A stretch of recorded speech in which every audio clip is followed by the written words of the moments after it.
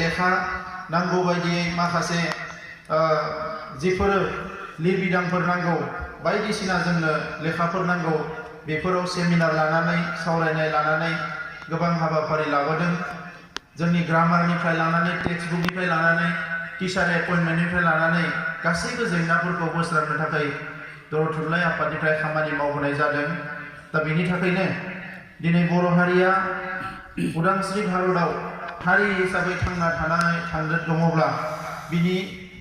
खावसेनिख्रुइ बांसिन खामानि मावनायानो बर' थुनलाइ आफादा मावबोदों हारिखौ फोथांना दोननो थाखाय दा ओंखायनो नैबे समाव आङो बेखौनो खावलायनो सानगोन दिनै जोंहा गोबां गोदान गोदान लिरगिरिफोर ओंखारबाय खन्थाइ रायथाइ बायदिसिना लिरनायावबो दिनै गोबां लाइमोनफ्राबो बाहागो लादों आगोलनिफ्रायनो माखासे जोंनि बैसोगोराफ्राबो बाहागो लाबोदों बर' थुनलाइया जथेस्थ स्टेन्डार्ड जाबाय नेशनेल इन्टारनेशनेल लेभेलाव जेरैबायदि लिरनायफोरनि स्टेन्डार्डा जादों बर' थुनलाइयाबो लासै लासै बे स्टेन्डार्डआव जाबोगासिनो दङ बर' रावा 2004 मायथाइयाव 80 शिड्युलाव थिसनजाबाय भारतनि मोनसे रिकगनाइज लेंगुवेज मोनसे बयजोंबो गनायजानाय मोनसे राव हिसाबै बे गनायथि मोनबाय आरो बिनि उनावनो गोबां बान्थाफोर साहित्य एकाडेमिनिफ्राय लानानै गुबुन गुबुन बान्थाफोर बर' लिरगिरिफ्राबो मोननो हाबाय दा दिनैनि समाव बर' राव थुनलाइया रावनिबो गेजेर नङा रावनिबो गाहायाव नङा सुबुं अनजिमाया एसे खमखाय दिनै जोङो एखमबा हारसाफोरनिख्रुइ जोंनिखौ एसे गाहायसिनाव असमियानिख्रुइ बांलानिख्रुइ गुबुननिख्रुइ जोंनिखौ एसे गाहायसिनाव बायदि जों मोननानै लायो नाथाय बियो सुबुं अनजिमाजों नङा बियो क्वालिटिजोंसो बियो स्टेन्डार्डजोंसो जोङो थुनलाइ सोरजिनायाव कुनु बेबायदि सिमा खानानै रावबो लिरगिरिखौ होनो हाया नों उमुक हारिनि नों उमुक थुनलाइखौ लिरनो मोना नोङो ट्राइबेल हारिनि नों नैबे रिसार्चखौ खालामनो मोना बेबायदि जेबो गैया दिनै मुलुगा ग्लबेलाइजेसनाव दङ दा बे समाव जोंबो खाबु लानांगौ आं साबायखर बावदों जायफोरा दिनै गोब्राब नाजानानै माखासे लिरनायनि गेजेरजों समाजखौ फोसाबनो नाजादों जोंनि समाजावबो माखासे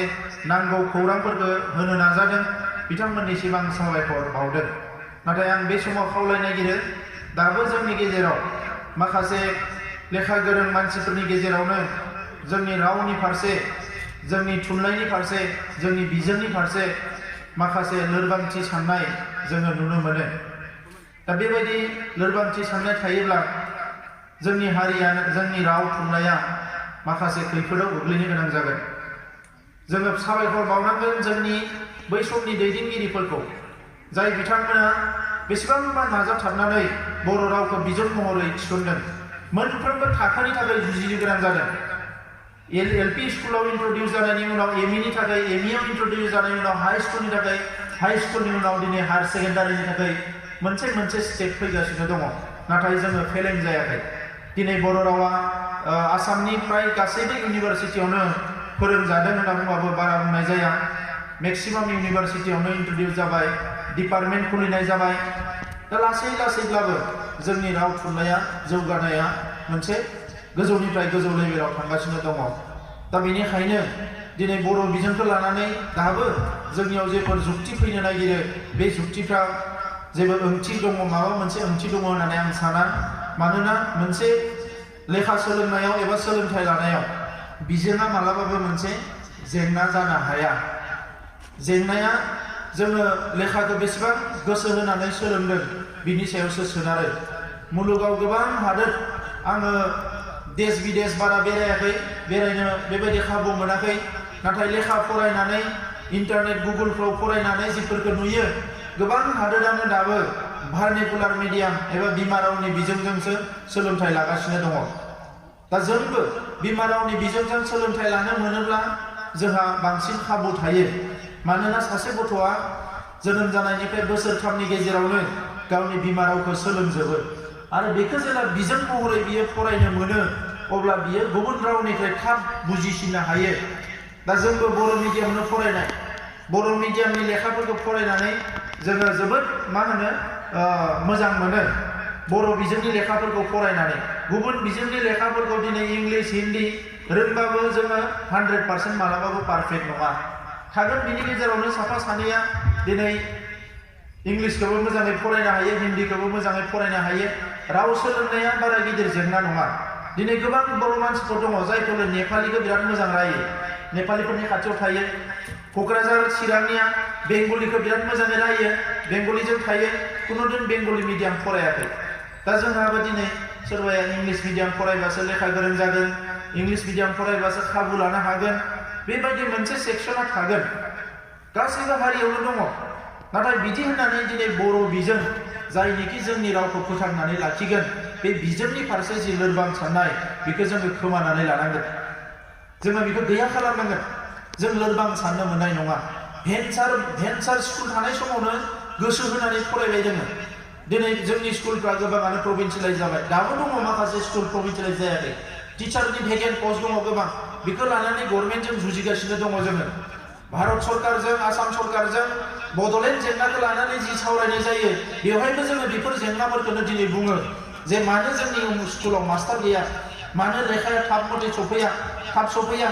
मानो जोंनि लेखाफ्रा गोरोन्थि जायो बे खोथाफोरखौबो दिनै लानानै जोङो भारत सरकार आसाम सरकारनि अफिसारफोरजों जोङो नांलायबाय थायो आरो बेवहाय बिथांमोना मानिनो गोनां जायो दिनै गोदान एडुकेशन पलिसि फैदों मोनसे समाव सर्व शिक्षा फैबाय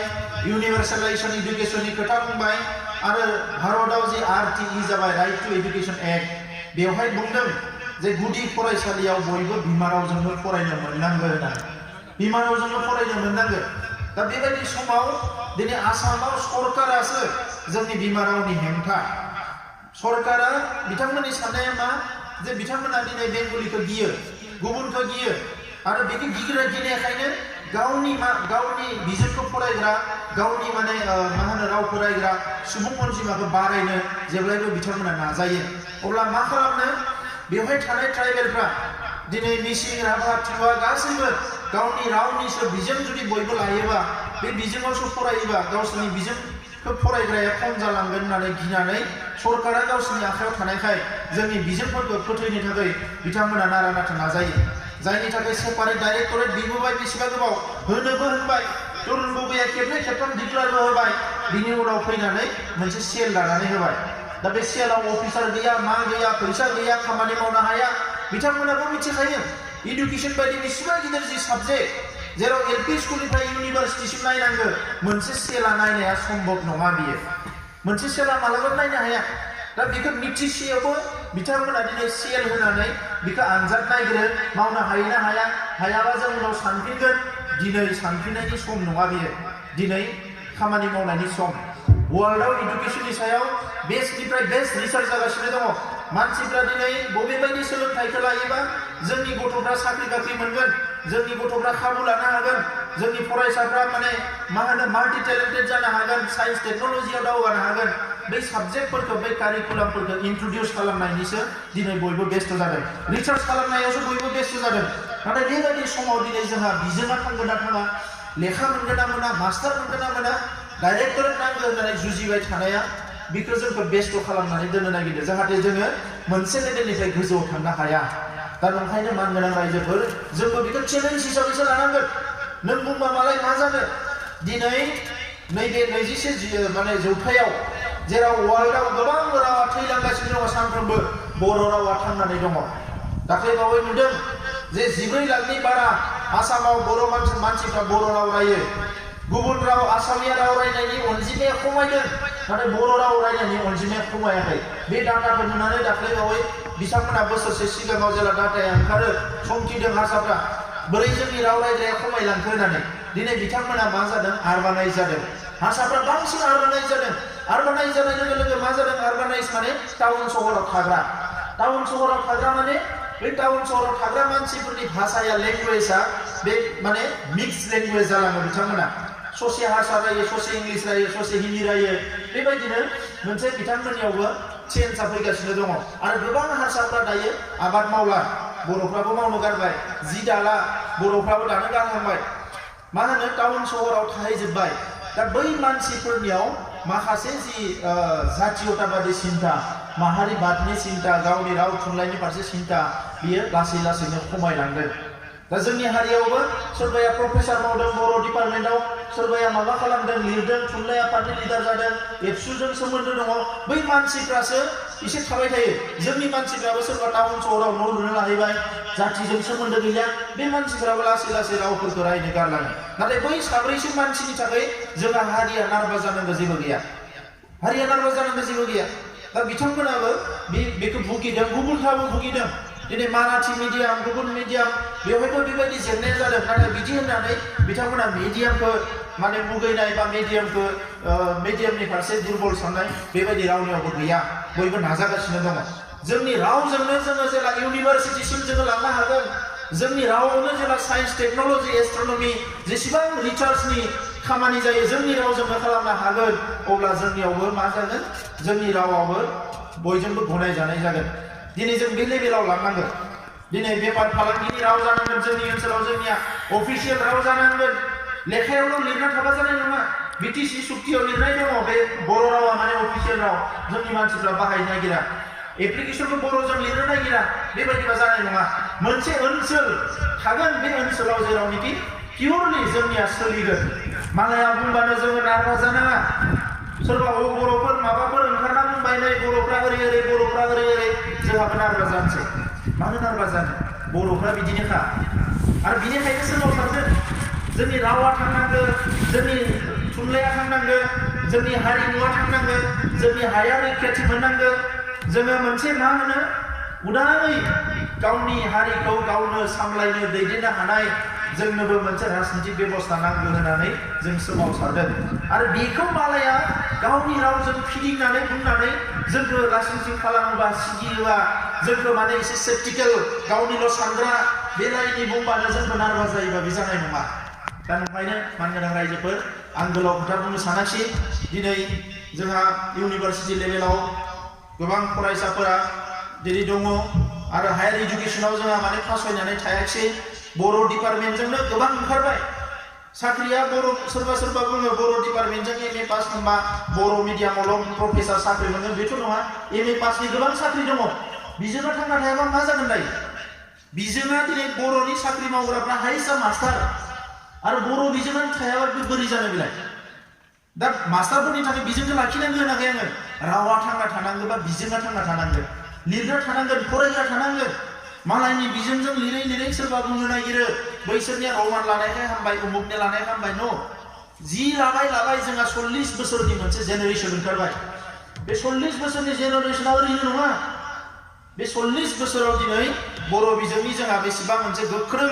गोग्गोम मोनसे खुन्थिया माने मोनसे जेनेरेसन ओंखारबाय जोंहा आरो बियो गोजौथिंल' थांनांगौ दिनै देबनागरि स्क्रिप्टआवबो जेबो प्रब्लेम गैया माबा माबि हांखोनि एसे प्रब्लेम जादोंमोन दिनै सेमिनार खालामनानै मा खालामनानै लासै लासै फोजोबजोब्बाय टार्मिनोलॉजी ओंखारबाय दा नैबे समाव गोनो गोथो साननांगौ जेबो गैया आङो बयखौबो खावलायदों जे सोरबा उदाहरन होयो आमखानि फिसा थामखानि फिसा इंलिस फरायदों जायफ्रा इंलिस फरायबाय साख्रिखौबो इंलिस मिडियामाव लाहैखानांगोन बर' मिडियामनि साख्रिखौ जाहाथे जाया आं बेखौसो खावलायनो नागिरो जाय गार्जेना गावनि गथ'खौ इंलिसाव होबाय बियो मरेलि गोसोजोंनो थिग खालामना लाखादो जे जाहाथे आंनि गथ'आ बर' मिडियामनि साख्रिखौ जाया दा बिदि होननानै बयबो इंलिस मिडियाम फराय साख्रिखौ इंलिसाव लाहैयो आं बेखौ बुंनो नागिराखै इंलिस मिडियाम फरायनानैबो आरो फैफिननानै बर' मिडियामनि साख्रिखौसो जानो नागिरो ओंखायनो दिनै बर' मिडियामनावहाय इंलिस मिडियाम खालाम होननानै बुंनो नागिरो बर' बिजोङावबा साख्रिखौ मावनो हाला नालाय इंलिस मिडियामाव फरायबाय इंलिस मिडियामाव फरायनानै आइएस जाहैनांगौमोन डाक्टार इन्जिनियार जानांगौमोन जायाखिसै आदायावनो गिदिंना फैफिनबाय दानिया बर' मास्टारबो जानो हाला बेयो दा बैखौ गिनानैनो साफा सानैया बुंबाय मा इंलिस मिडियाम जानांगौ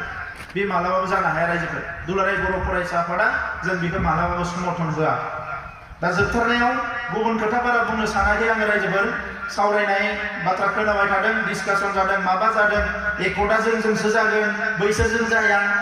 गाबोननो जानोसै समफोरनो जानोसै मास मोनसे उनावनो जानोसै बायदिसिना खोथाया बड'लेण्डनि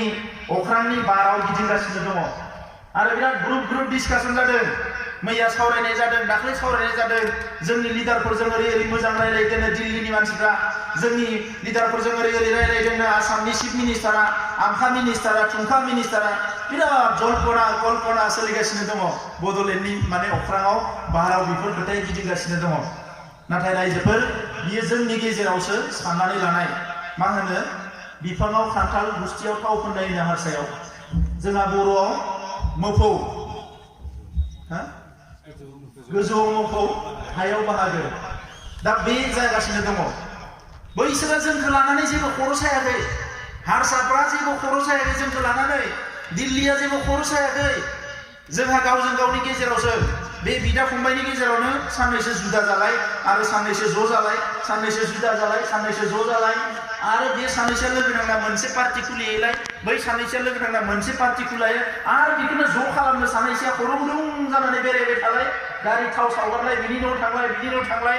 ज' जानांगौ बेबायदियैनो 50 बोसोर हगार हरबाय जारिमिना मा फोरोंदों जोंखौ जारिमिनावथ' जोंखौ माबा मोनसे फोरोंदों नङा होमबा गाव हारसिङै सोलोंनो हायाखै जारिमिनखौ नायनानै सोलों बै समाव मा जाबोखो पिटिसि एबसुनि बुलायलायनाय बेसेबांबा गाज्रि अबस्था बिएलटि एनडिबिनि नारा नाथा माने माखासे नांलायलायनाय सिलायजों जिउ गोमानो गोनां जाबाय बिनि उनाव आरो राजखान्थिनि बेले-बेजेआव हारियाव बयबो बुङो गावस्राबा थैगोन खौसेबासो थांगोन बड'फाया बुंबाय बुहुमनि बर'फोर खौसे जा मानो बुंदों ओरैनोथ' बुंगाराखैना बेवहाय माखासे खोथा दङ दिनै नर्थ इस्टनि ट्राइबेलफोरनि गेजेराव जों बुंदों बिबुंथियाव बर'आनो बयनिख्रुइ बांसिन सुबुं अनजिमा थानाय मोनसे हारि नाथाय बे हारिया सुबुं अनजिमा थाबा मालाय मा जानो खौसे जानो रोङाब्ला सुक्तिखौ नोंनो खालाम आंहा बुंनांगौ गैया बे सुक्तिखौ नोंनो खालाम फार्स्ट बिबार मालाखौ आंनो होगोन नाथाय मोजां जायाबा बिनि गेरेन्टिखौबो नोंबो लानांगोन नङा होमबा दा दिनै बिनिखायनो जे मानो हांखुर जादों आंदोसो सुक्ति जानांगौ नोंदोसो सुक्ति जानांगौ आमखाजोंसो जानांगौ बे बिदा फंबायनि गेजेराव बेसेबां मुगैलायबावनो बे बिदा फंबायनि गेजेराव बेसेबां रागा जोंलायबावनो सासेया सासेनो उदै साजासे बेसेबां मुं सुलायबावनो गेजेराव सासे दैदेनगिरिया बुंदों एनडिबिया मोननै गावस्रानो एबसुनिबो दाय दङ होननानै एबसुआ गावस्रा होदों होननानै दुलाराय बर' फरायसा आफादा जाथिनि सिनस्रि होननानै बयबो फोथायो आंबो फोथायो आं एबसुनि आफादगिरि जाबा मालाय मा जानो आंथ' एबसु आं हारसिं एबसु नङा एबसुआ जाबाय मोनसे फिलसफिसो मोनसे सानस्रिसो आरो बड' दिनैनि बे 50 बोसोर सिगाङाव बै समनि बे जोंहा बानेश्वर बसुमतारी दिनै रुंसारि जालांबाय कनकेश्वर नार्जारी बिथांमोना आफादगिरि नेहाथारि जादोंमोन नाथाय बिथांमोनजों लोगोसे जेसेबां दैदेनगिरिफोर दङमोन सोरबा थैबाय सोरबा दङ बिथांमोना माबायदि थासारियाव एबसुखौ जोनोम होदोंमोन दिनै एबसुनि जारिमिनखौ स्टाडि खालामबासो मिथियो आरो दिनै एबसुनि मावथि हिसाबै आंबो बेखौनो स्टाडि खालामबाय थादों जे सासे बिबानगिरि जानानै आङो खाथियाव थानानै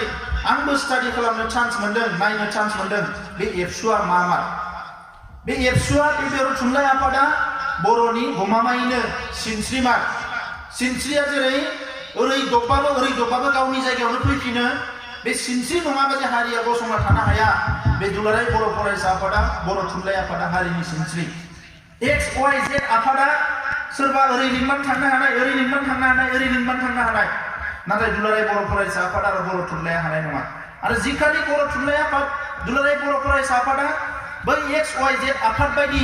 सोरबा लिंबानो बिनि बायदि मुसुरग्रा जागोन सोरबा लिंबानो बिनि बायदि आखाइ खबग्रा जागोन ओइखालि खिन्थु हारिया अलखदाव फैगोन आरो दिनैसिम बेनिखायनो दुलाराय बर' फरायसा आफादनियाव बेबायदि खुनु एजेन्डा गैया बिदा फंबायनि गेजेराव गावस्रा होलायनाय बिदा फंबायनि गेजेराव नांलाय होलायनाय जेसेबां हायो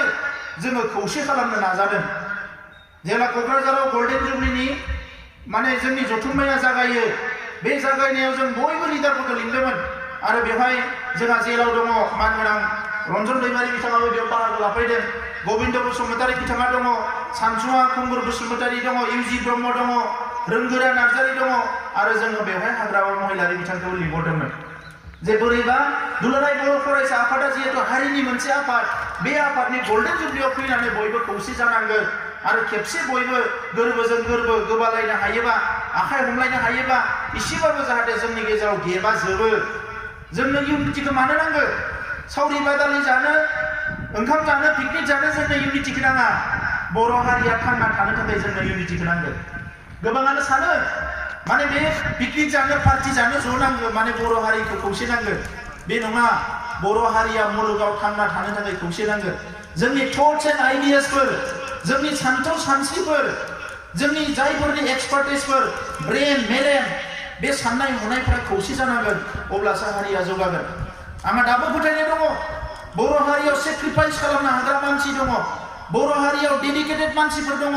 बे बर' हारियाव हार्ड वर्किं गोब्राब खामानि मावनो हाग्रा मानसिफोर दङ बर' हारियाव जोबोद टलारेट सह्य खालामनो हाग्रा मानसिफोर दङ बर' हारियाव गोबां भिजनारि मानसिफोर दङ इयुननि खोथाखौ साननो हाग्रा नाथाय बेखिनि मानसिफोरखौ दिनैसिमबो इउनाइट खालामनो हायाखै आरो बेनो बर' हारियाव सबसे गिदिर फेलार आरो बेखौ जेब्ला कानेक्टिं डट्स बे डट्सफोरखौ कानेक्ट खालामनो हागोन जोङो चक पेन्सिलजों ब्लेकबर्डआव डट होयो नङा बे डटखौ जेला डट डट डट खालामनानै बोना होगोन अब्ला बेवहाय मोनसे सिन जायो मा होनो लाइन जायो दिनै बर' हारिनि डट्सफोरा हारसिं हारसिं दङ ओंखायनो बेखौ मोनसे बिन्दो बायदि नुदों मोनसे कमा बायदि नुदों जेला बे डट्सफोरखौ मोनसे दौलेङाव लाबोनानै मोनसे लाइनाव फैजोबगोन अब्ला खिन्थु बिराद गिदिर मोनसे मा नुगोन बेखौ मोनसे लाइन बायदि नुगोन बेखौ आरो अब्लानो बियो जोंनि हारिनि थाखाय मोनसे इन्जुर जागोन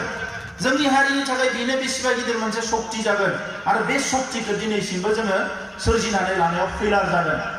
दा बे खोथाया दिनैबो जोंहा साननांगौनि सम दा दिनै बिटिसि सरकार दङ डेभेलपमेन्टआ मा जादों मा जायाखै बयबो नुदों हारिनि माखासे जिखिनि साबजेक्टफोर दङमोन राव थुनलाइ जौगानाय हिउमेन रिसोर्स जौगानाय मा मावदों मा मावाखै बयबो नुदों आरो बेजों लोगोसे रिभलिउसनारिफोर सोरबा हाग्रायाव दङ सोरबा न'आव दङ सोरबा डिजिटेल केम्पआव दङ दिनै जोंनि खामानिया मा वी मास्ट बी इउनाइटेड सोरबाया सोरखौबा गाज्रि मोननो हानाय पार्सनेल लाइफआव बियो मेटार नङा थांनाय इलेक्सनाव बिटिसिनि चिफ बिथाङा आंखौ बायदिसिना खोथा बुंदों आंबो रिप्लाइआव बिथांनो फिन होनायाव बायदिसिना खोथा बुंदों जेब्ला रायलायनायनि खोथा फैबाय रायलायनो थाखाय जों जिरायदों खौसे जानांगौ हारिया खौसे जानायखौ जोंबो लुबैयो नाथाय बयहाबो राजखान्थि एजेन्डाखौ लानानै जुदि गावनि एजेन्डाफोरखौ आन्दोआव दोननानै जुदि सिगांबोयोबा अब्ला मालाबाबो खौसेया जानाय नङा दा ओंखायनो बर' हारिनि थांना थानांगौनि बुब्लियाव थांना थानांगौनि एजेन्डायाव राजखान्थिया मालाबाबो प्रायरिटि मोननो हाया राजखान्थिया सेकेन्डारि जानांगोन नंगौ राजखान्थिखौ खालामनांगोन राजखान्थि खालामाबा बर' हारिया थांना थानो हानाय नङा राजखान्थि खालामनांगोन सोमावसारनांगोन हारि दानायनि हाबा मावनांगोन रिभलिउसन खालामनांगोन लेखा फरायनांगोन आबाद मावनांगोन रां खामायनांगोन गासैखौबो मावनांगोन नाथाय बिनि सबसे गोजौआव जों साननांगोन जे बर' हारिया खौसे जानांगोन आरो बेखौ खालामनो हायाबा दिनै सोरबा बुंनाल' सेटिसफाइड लानो हागोन आंजों एकता जागोन नोंजों एकता जागोन रायजोफोर नुबायना नागाफोरजों मा जाखो एनएसियानखौ नर्थ इस्टनि माने उग्रपन्थीफोरनि बिफा होननानै बुङो बेखौ गायसनजेननाय एनएसियान दिनै बिथांमोनखौ 22 बोसोर भारत सरकारा थगायबोगासिनो दङ दिनै माबा होगोन गाबोन माबा होगोन देग्लाय ख्रिस्टमासाव होगोन फैगोन ख्रिस्टमासाव होगोन फासयलांगासिनो दङ भारत सरकारा जोंखौ जेरैबायदि गोरबोजों अननांगौ बेबायदि मालाबाबो अना सिस्टेमा कनस्टिटिउसना थिनोखायसो बिथांमोना जोंनो दायो मानोना संबिधानानो थिनो बे हादोरनि नोगोरारि हिसाबै जोंनि जौगानाय जोंनि रांखान्थि सोलोंथाइ गासैखौबो मोनसे देशनि सरकारा नायनांगौ बिनिखायनो बिथांमोना नायो बिनिख्रुइ बांसिन माबा जुदि साननानै लादोंबा बे जोंनिसो गोरोन्थि बिनिख्रुइ सिमा बारनानै बिथांमोना मालाबाबो जोंखौ अना दा ओंखायनो बेखौ एक्सपेक्ट खालामनानै लाब गैया जुजिनानै जि मोनगोन नांनानै जि मोनगोन जोङो जुक्ति जुक्तताजों बादायलायनानै जिखिनि मोनगोन बेखिनिखौल' बर'फ्रा दिनैसिमबो मोनदों अननानै जेबो होआखै जोंनो नङाबा बे रेडिअ सेन्टाराव दिनै 50 बोसोर आधा घन्टाल' टाइम जानाय नङामोन दिनै 2 घन्टा जासिगौमोन टाइमा टिभि चेनेलाव दाबो टाइम मोनालासिनो थानाय नङामोन मालाबानो मोनसिगौमोन जोङो मा मोनखो जोंलाय दा ओंखायनो रायजोफोर बेबायदि होननानै नेगेटिभ जानाङा रावबो हारिखौ जों सुथुर खालामनानै लानो नागिराखै नाथाय गावनि हारिनि खोथा बाथ्राफोरखौ जों सिरियासलि साननांगोन बे समाव आं जोबथारनायाव बेखौनो खावलायनो नागिरदों जे दिनैनि समा बादायलायनायनि सम दिनैल' नङा गोबाव सम जाबोबाय क्वालिटि गोनां मानसिफोर नांगौ जोंनो उन्दै गथ'फ्रा लेखा फरायदों मोजाङै फरायहोनांगोन जौ जुवा बायदिसिनानि खोथा फैगासिनो दङ माबायदि बेबायदि एसेबां माने नेकेड माने गाज्रि अबस्थायाव फैदों बे जोबोद लासिंसिं जादों जेराव मानसिया सिभिलाइज जादों सोदोमस्रिनि थिनि बिजौआव सफैबाय होनना बुंदों बे समाव दिनै जौ जुवाजों जोङो जुजिनो गोनां जादों बेसेबांबा दुखुनांथाव बाथ्रा गेजेराव काश्मीराव जेला अन्थाइ खुबैयो आर्मि पुलिसखौ अब्ला पान्जाबनि मानसिफ्रा बुंदों बे काश्मीरनि सेंग्राफ्रालाय खामानि गैला नामा आर्मि पुलिसखौ अन्थाइ खुबैदों जोंहा हां लानोनो सम गैया खामानि मावनानै होननानै पान्जाबाव ओंखायनो पान्जाबा बेसेबांबा धोनि दा जोंहा बेबायदि सान्थ्रोब हरथ्रोब जुवा गेलेग्राबो मानसि दङ जुवा खेला होग्राबो मानसि दङ दिनै जोंनि गोरिब गुन्द्रानि न'खरनि हिनजावसाफोरखौ फानखोमा हरग्राबो मानसि ओंखारबाय बर' हारियाव दाख्लै बावै नोंथांमोना नुबायना सासे भटार्स पार्टिनि आइजो दैदेनगिरिनो रङियाव माने मोननै आनसलिकआ लोगो नांनानै हमदों माबायदिबाव फानखोमाग्रायाबो गावनिनो आरो आइजोबावसो ओरैबायदि दुखुनांथाव दा नंखायनो हारिनि इसिं आरो बायजो मा सोलिगासिनो दङ रायजोफोर एसे खबर ला गावबा गाव गामिखौ गावबा गावनो बें गावनि गथ'फोरखौ गावनो बें बिमा बिफाया दायित्व दङ गथ'आ जेसेबां गिदिर जाथों MA फरायथों डाक्टार इन्जिनियार जाथों गथ'आ बहा दङ बिमा बिफाया खौरां लानांगौ खिन्थु मास्ट उन्दै उन्दै गथ'आनो गाज्रि मानसिनि आखायाव गोग्लैगासिनो दङ जोंहा गोबां हिनजावसाफ्रा हौवासाफ्राथ' जेनतेन हिनजावसाफ्रा गोबां गाज्रि मानसिनि आखायाव गोग्लैगासिनो दङ सानफ्रोमबो एसे खौरां ला रायजोफोर आं नोंथांमोनखौ खावलायबाय सोलोंथाइखौथ' होखानांगोन बेजों लोगोसे आखल आखु दानायाबो जोंनिनो बिबान बर' मानसिफ्रा आखल गैया होनना बुङोबा सोरबा सासेखौ बुंनाय जानाय नङा सारा हारिखौनो बुंनाय जागोन ओंखायनो गोदो गोदायनिफ्राय जारिमिनावबो लिराखै बर' मानसिफ्रा आखल गाज्रि होननानै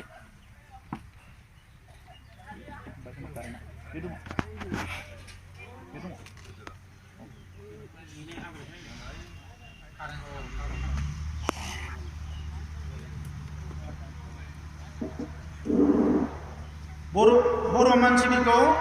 आखल गाज्रि होननानै जारिमिनावबो लिराखै दिनैसिमबो रावबो लिरनो साहस खालामाखै गेजेराव सिलाय लांग्रा बमा होग्रा मानसि बुथारग्रा होननानै सोरबा सोरबा लिरबाय दा दिनै बर' उग्रबादि माबा माबि होननानै चेनेलफ्राव निउसफ्राव ओंखारो बेखौबो जोङो दिनै मोजां खामानि मावनानै खोमोरनो नाजागासिनो दङ दिनै बर' लाइमोनफ्रा गेलेनायनि फोथाराव बेसेबांबा जौगागासिनो दङ बक्सार इन्टारनेशनेल बक्सार ओंखारबाय इन्टारनेशनेल बोरला गावग्रा ओंखारबाय दिनै नेशनेल फुटबल प्लेयार ओंखारबाय दिनै IAS पास खालामदों एसे साफा सानैबाबो IAS पास खालामगासिनो दङ IPS जागासिनो दङ गोबां फिल्डआव मोजां मोजां खामानि मावनानै जोंनि हारिनि सायाव जिफोर बदनाम बेखौ खोमानो बयबो नाजागासिनो दङ जोङो नाजानांगोन रायजोफोर मोनसे गाज्रि खामानि मावोबा 10टा मोजां खामानि मावनांगोन अब्लासो नोङो बे गाज्रि खामानिखौ खोमोरफिननो हागोन दा बेनिखायनो नैबे समाव